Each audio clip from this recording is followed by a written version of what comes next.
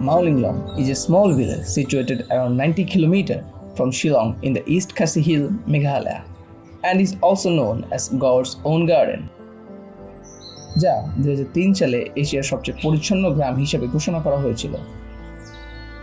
Mawlynnong গ্রাম হলো একটি সাম্প্রদায়িক ভিত্তিক ইকো ট্যুরিজম উদ্যোগ, যেখানে সমগ্র সম্প্রদায় গ্রামের পরিচ্ছন্নতা তৈরি ও বজায় রাখার জন্য সম্মিলিত প্রচেষ্টা চালাচ্ছে। Mawlynnong এর সবুজ উপত্যকায় নদীর স্ফটিক স্বচ্ছ জল, গাছে ঝুলে থাকা প্রচুর ফুলের অর্কিড এবং অত্যন্ত পরিষ্কার রাস্তা সহ সবচেয়ে মনোরম প্রাকৃতিক সৌন্দর্যের কিছু আপনাকে অবাক করবে। Mawlynnong ভিলেজে পৌঁছাতে আমাদের রাত হয়ে গিয়েছিল। ডিনার শেষ করে যখন রাতে নিস্তব্ধ ভিলেজের সৌন্দর্য উপভোগ করছিলাম, তখন আজকের হোমস্টের ওনারের ছোট ছেলের সাথে পরিচয় হলো। পরিষ্কার পরিচ্ছন্নতা যেন ওদের অভ্যাস। নিজেরা তো পরিষ্কার থাকবেই, বরং অন্যের ফেলে যাওয়া ময়লা নিজ উদ্যোগে পরিষ্কার করবে এবং সপ্তাহের একদিন করে গ্রামের সকল বাসিন্দা গ্রামকে পরিষ্কার করবে। বছরে একদিন গ্রামে অনুষ্ঠিত হয় উন্মুক্ত ম্যারাথন, যেটি ছিল পরদিন। আগ্রহ থাকলেও সময় স্বল্পতার কারণে ম্যারাথনটিতে অংশগ্রহণ করার সৌভাগ্য হলো না, কিন্তু বেশ কিছু বাংলাদেশিকে অংশগ্রহণ করতে দেখে ভালোই লাগলো। ক্লিন ভিলেজ থেকে বেরিয়ে আমরা চলে আসছি লিভিং রুটের এখানে। This is the way.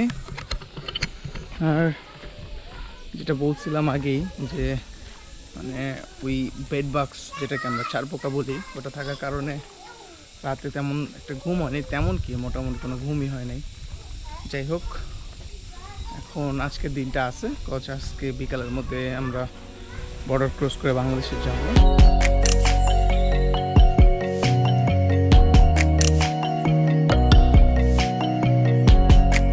Mawlynnong ভিলেজের পাশেই রিওয়াই ভিলেজ, যেখানে লিভিং রুট ব্রিজের অবস্থান। মেঘালয় প্রদেশে প্রচুর বৃষ্টি হয়, যার জন্য ম্যানমেড ব্রিজ বেশি দিন স্থায়ী হয় না। তাই স্থানীয়রা প্রকৃতিকে কাজে লাগিয়ে গাছের শিকড় দিয়ে ব্রিজ তৈরি করে। ব্রিজগুলো যেমন মনোমুগ্ধকর তেমনই স্ট্রং। ঝিরিপথের উপরে হওয়ার কারণে যার সৌন্দর্য আরও বেড়ে যায়।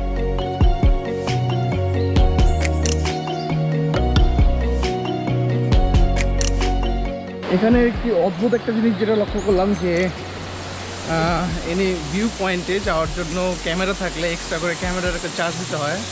আই ডোন্ট নো ওয়াই, মাত্র দিলাম। আর যেসব জায়গায় বেশি পরিমাণে চার্জটা থাকে, যেমন কয়েকটা পয়েন্টে কালকে 100 করেছিল, সেই জায়গায় আমি ক্যামেরা নিয়েই নেই। ইন্ডিয়া বাংলাদেশ বর্ডারের কোল ঘেঁষে এগিয়ে চললাম আমরা। আজ আমাদের মেঘালয় তথা ইন্ডিয়া ট্যুরের শেষ দিন। আমাদের রুটটি ছিল কলকাতা থেকে মেঘালয়, দেন ডাউকি বর্ডার হয়ে বাংলাদেশে প্রবেশ করা। ডাউকি যাওয়ার পথে দেখা মিলল বারহিল ফলসের।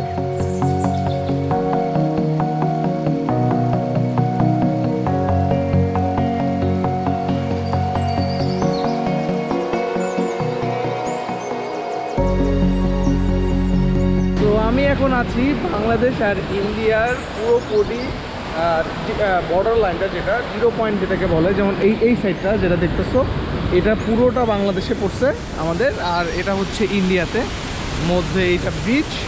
আর ডাউকিটা একটু সামনেই হচ্ছে ডাউকি। আমরা ডাউকি দিয়ে ডাউকি রিভার আর কয়েকটা ওখান থেকে 1-2টা ওয়াটারফল দেখবো। তো এখানে দেখতে খুবই সুন্দর লাগতেছে। আসলে উপর থেকে নিজের দেশটাকে দেখতে অন্যরকমই লাগে। আজকে একটু বেশি সানি ডে, প্রচুর রোদের থেকে বেশি তাপটা লাগতেছে। আর আমরা চলে আসছি ডাউকি রিভারে, যেটা ডাউকির মধ্যে একটা উল্লেখযোগ্য spot for crystal clear water. So এখানে বোটিং করব, আমাদের কাছে বেশি সময় নাই, so I think half an আওয়ারের বোটিং করব, দেখা যাক। সো বোটটা ভাড়া করছি এখানে, তো আধা ঘন্টা ঘুরবো আর ওখানে কয়েকটা স্পটে নামবে, ওখানে ছবি তুলতে পারবো, তার জন্য 1000 টাকা। বাট প্রবলেমটা হচ্ছে প্রচুর রোদ, অ্যাকচুয়ালি প্রচুর রোদ, তাপে পুরো পুড়ে যাওয়ার অবস্থা। ওইখানে বাংলাদেশ, আমাদের দেশ, অনেক ভিড় এখানে কম্পেয়ার টু দিস। এখানে ম্যাক্সিমাম মানুষ দেখছি ফিশিং করতেছে।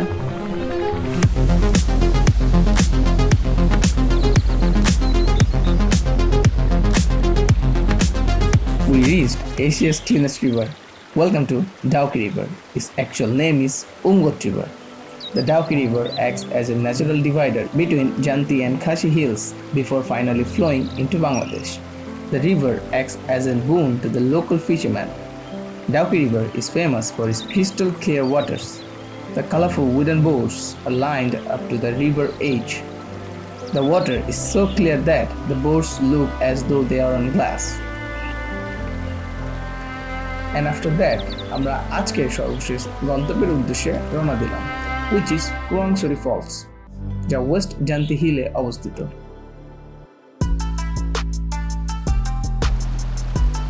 ঝিকিমিকি নীল জলের উপর ঝকঝকে সূর্যালোক দ্বারা তৈরি প্রাকৃতিক হ্রদের একটি হেডমিক্স এই ওয়াটারফলকে অবশ্যই দেখার মতো করে তোলে।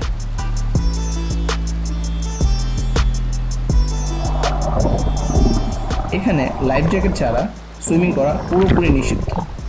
ঝর্ণার প্রবল শক্তি আর হ্রদের গভীরতা এর সৌন্দর্য যেমনটা বাড়িয়ে তোলে, তেমনি এটাকে আরও বেশি বিপজ্জনক করে তোলে।